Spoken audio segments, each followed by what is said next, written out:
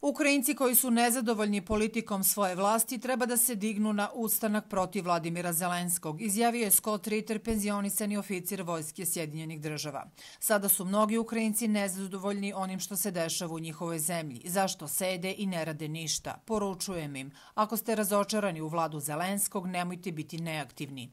Ritter je podsjetio da je svojevremeno narod Sjedinjenih Država se digao na ustanak protiv britanskih vlasti, pa naglasio da građani Ukrajine treba da učine isto, s obzirom na njihovu trenutnu situaciju. Prema njegovim rečima, svi stanovnici Ukrajine koji se ne slažu sa politikom zvaničnog Kijeva, koju vodi Vašington, mora da se bore za svoja prava. Ranije 3. marta Ritter je rekao da bi ukrajinska vojska mogla da se pobuni protiv Zelenskog zbog kritične situacije i neuspeha na frontu. On smatra da će kijevski režim imati dovoljno municije samo do leta, nakon čega će biti u bezizlaznoj situaciji, jer NATO neće biti u stanju da mu isporučuje potrebne količine.